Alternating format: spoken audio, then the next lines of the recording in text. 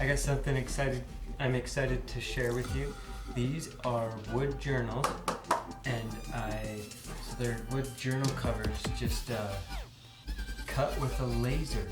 So my brother Zach and my dad, they have a wood shop in Sheridan, Wyoming, and so I sketched this out, and then I sent them the information, and they laser cut it in there, and they cut all these holes in with the laser.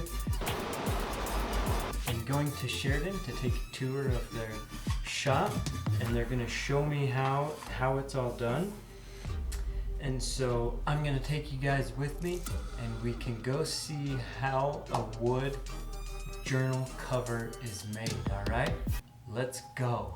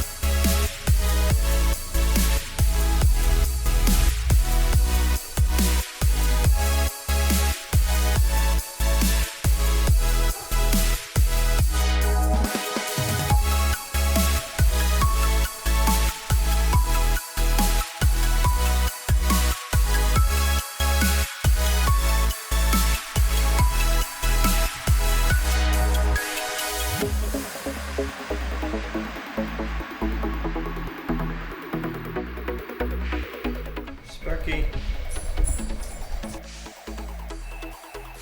Hey. Are you fired up? Huh, Sparky? Can we pet you? Give it.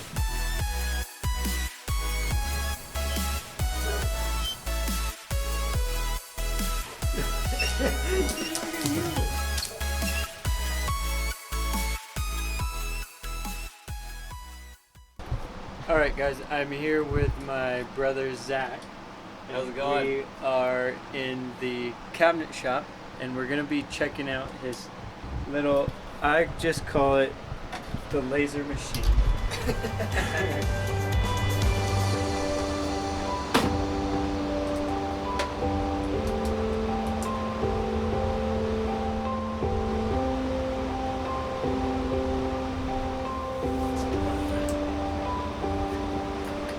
But tell us about this machine. What's going on? So this is a 15-watt laser engraver. It's a CNC, which just means computer numeric control.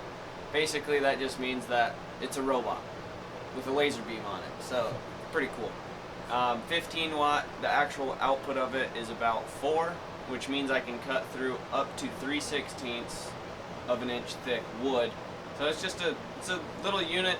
It's a hobbyist one. Alright, and this one is a plastic printer. Yep, this is a 3D printer. Spool of filament up top that comes through this extruder.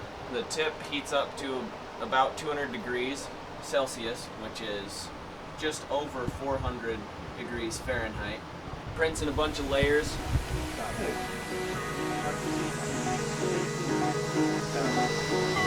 Here's the design. How long is that going to take? 1 hour and 16 minutes. There it is.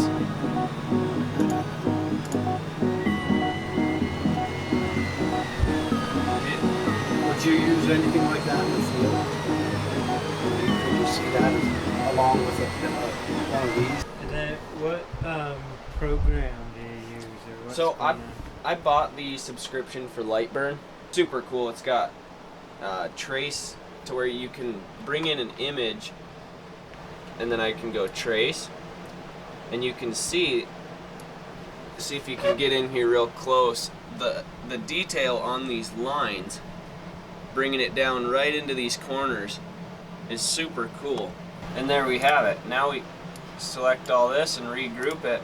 This will act as one picture now. just like that, you can trace an image in, and then I can cut this really quick.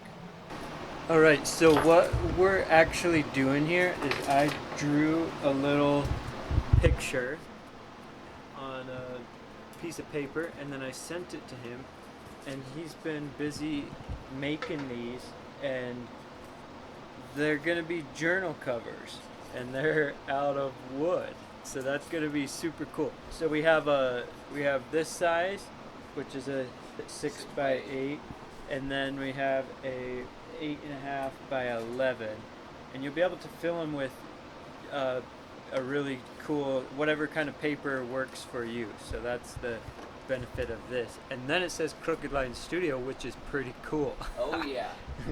Alright, so we're getting this thing set up here. Since we're standing right here and it's a freaking laser, we have to have sunglasses on so we don't burn our eyes. Alright, you ready? Yeah.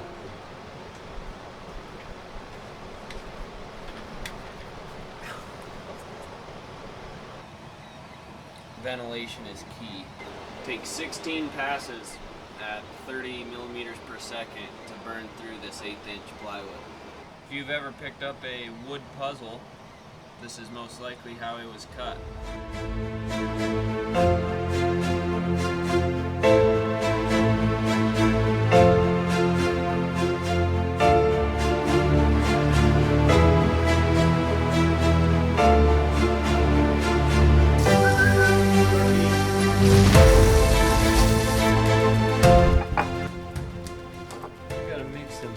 Coffee. Look at Zach Boss.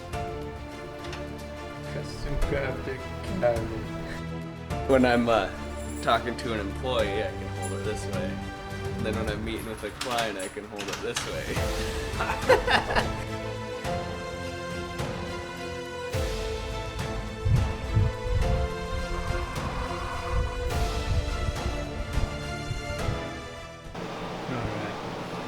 So, this is working in Lightburn again. This is the actual design that I have for this Crooked Line Studio logo. But what's really cool about it is it looks like complete gibberish, because this is looking at the bottom of the bed of the laser. So it needs to be upside down and backwards in order for the laser to do it to where we can read it. And the first few iterations that I had, could not figure it out, because I would get it and it would look like this on the final product instead of inversing it. And so, a little research, and I figured out that you're looking at it from the bottom. It's kind of a little twist in the brain, but turns out sweet. I also have this pink line here, and that's so that I burnt this line into the table so that I can line up my covers with that, and then I know where I'm drawing on the bed. That's 4. So we're doing the test runs. So we're trying to space see those holes that just burnt in there? So now we're trying to make sure that they fit the little binder. This one here is 3.25 millimeters in between. And when I try to put this binder in, it's too close together. We don't want that. We want it to flow easily. So I moved it to 4, and it goes in nice until right down here at the end. It's too wide in it. So we got to bring it down a little bit. I'm going to put it at 3.75 millimeters, and we'll see what that does. Closer? Nailed it. So with that done, what we're going to do is we're going to run one full program. I'm thinking I'm just going to cut 10 of each. Sound good to you? Sounds good.